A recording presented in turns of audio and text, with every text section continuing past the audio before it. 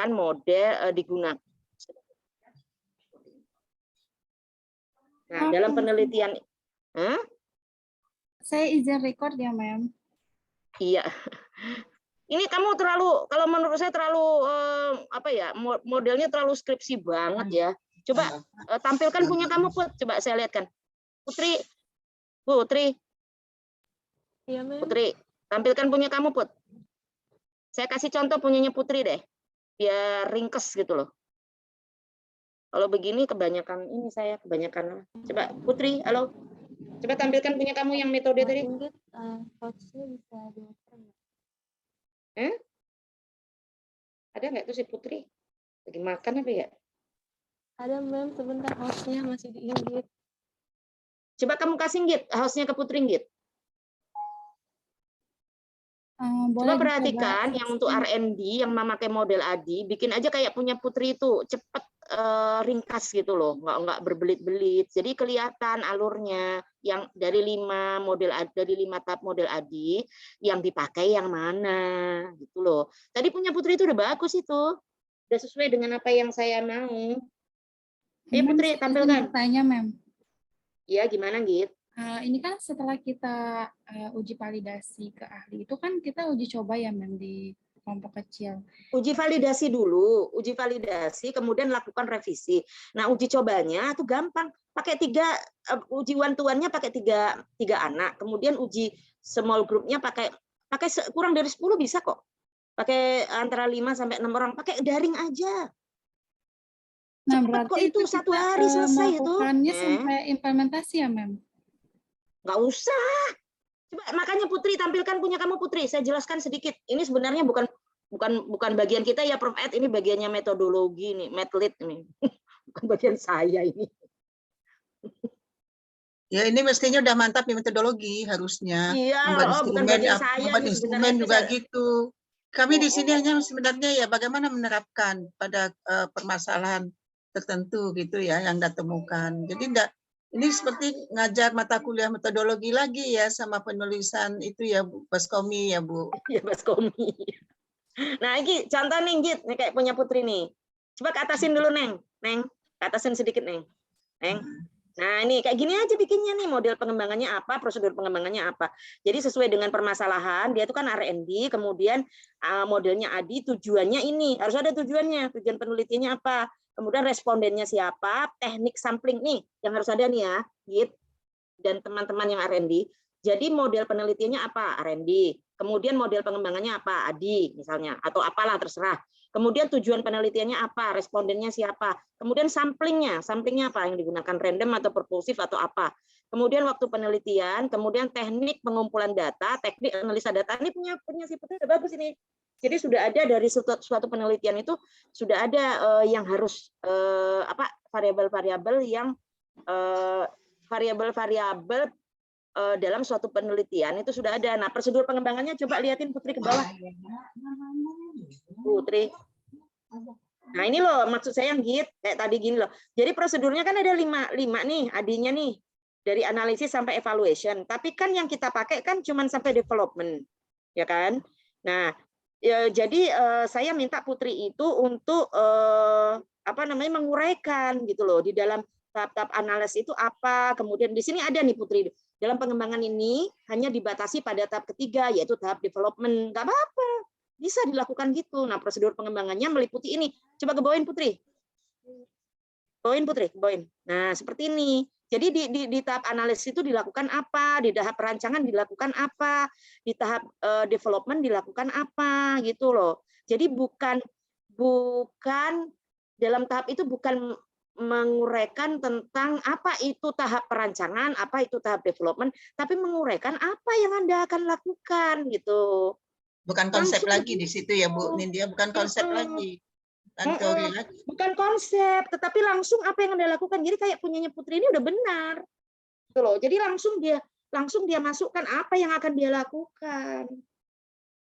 Gitu. Paham yang gitu ya? Paham, Ma'am. Seperti lihat tuh menetapkan software yang akan digunakan, software yang digunakan itu apa gitu. Itu kan gitu ya. Merancang ini dan melihat storyboard berdasarkan KI, KD, gitu tuh memang sudah penerapannya gitu di sini. Jangan konsep lagi di sini. Kita kan nggak menguraikan konsep. Kalau gitu, kalau menguraikan konsep di bab 2 aja loh. Di sini langsung metodologi, langsung apa itu yang Anda lakukan. Ini kan bab 3 udah. Ya, yang Git ya, bikinnya seperti ini Git. Nanti saya Nah, ini cuman revisi si ya, Putri Mem. ini belum bikin, Putri ini belum bikin kisi-kisi untuk kisi-kisi untuk uji ahli, dia belum bikin ini. Nah ini Bu Nindya, perlu mereka tahu juga, ini biar harusnya ya di mata kuliah metodologi kayak nggak apa. Kisi-kisi itu berdasarkan teori yang Anda bahas di ini. Apa itu bahan ajar misalnya kan? Bagaimana bahan ajar yang baik? Nah, bahan ajar yang baik itu apa? Seperti apa? Itu yang harus. Jadi orang menilai bahan ajar Anda ini baik nggak? Misalnya gitu. Anda mengembangkan Dari bab 2. media. Nah, media itu apa? Bagaimana membuat media yang baik? Media apa? Misal tergantung ini apa yang harus ada di media itu ini. Itulah yang harus ada di dalam instrumen penilaian validasi kan gitu Bu Nindya.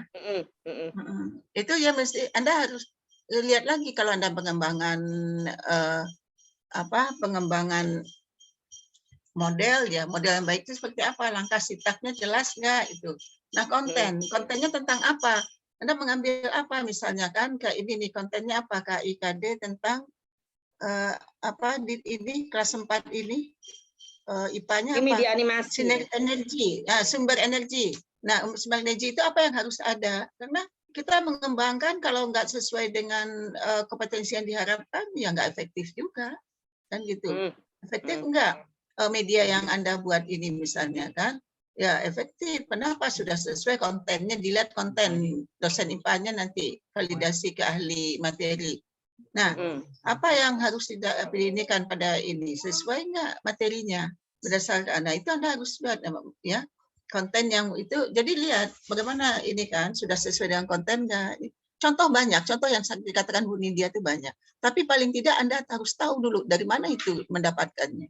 Ya, jadi apa yang baik kalau Anda mengembangkan model misalnya, bagaimana langkah-langkah mengembangkan model itu dan apakah model itu efektif atau tidaknya itu apa yang, nah model yang baik itu apa 1, 2, 3, 4. Nah, jadi 1, 2, 3, 4 itu harus ada di dalam instrumen ini kan langkah-langkahnya jelas. Nah, ini kan ini seperti itu ya. Nah begitu juga dengan media. Kalau Anda mengembangkan media, Anda mengembangkan bahan ajar, bagaimana media yang baik, bagaimana sumber belajar yang baik ya, bahan ajar yang baik itu apa yang perlu diperhatikan harus ada dalam satu ini. Kalau kita menggunakan software, apakah software itu bagaimana memilih software yang tepat untuk ini? Apakah sesuai ini? Nah, itu jadi isi rubriknya itu berdasarkan teori-teori yang untuk memudahkan Anda silakan lihat penelitian-penelitian yang mengembangkan hal yang sama dengan Anda. Ya, bagaimana mereka mengembangkan video animasi itu misalnya kan apa yang harus ada di dalam video animasi yang baik itu misalnya. Nah, itu secara teori Anda perlu pahami dan contohnya seperti apa Anda tinggal lihat. Ya. Kalau nggak sempat mengembangkan sendiri yang ini kata Bu Nindya tadi boleh dipakai yang lainnya Bu Nindya yang sudah jadi ya. Contoh-contoh yang boleh Prof Ed. Yang sudah jadi boleh asal mengquote sumbernya boleh. Kita sesuaikan saja. Kan materinya animasi sama-sama animasi, video animasi misalnya kan.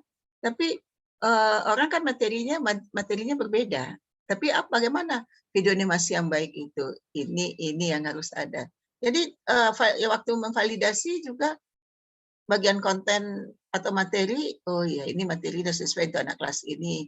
Jelas sudah berpikir tingkat tinggi, sudah ini nah misalnya. Ya. Jadi harus disesuaikan. Itu harus Anda tahu itu. Kalau itu enggak, gimana kita buat sesuatu yang enggak efektif, ngapain susah-susah, enggak kepake nanti. Ya. Jadi memudahkan Anda lihat contoh. Ya. Anda lihat teorinya. Ya, teori bicara tentang model, bicara tentang metode, tentang media, tentang bahan ajar dan sebagainya. Nah, bersama itu bab 2 memangnya. Jadi yang bab 2 itu yang kita angkat ke bab 3 waktu perancangan dan bagaimana merancang instrumen untuk validasi itu karya Anda itu memang pantas efektif, efisien dan sebagainya itu kan perlu menjadi perhatian. Itu saya tambahan dari saya Bu Nindya. Silakan lanjut Bu Nindya. Ya, jadi perlu saya sampaikan ya teman-teman ya, yang untuk R&D dengan menggunakan model ADI itu cukup sampai kepada development. Nah, ini salah satu contoh yang bagus punyanya Putri ini.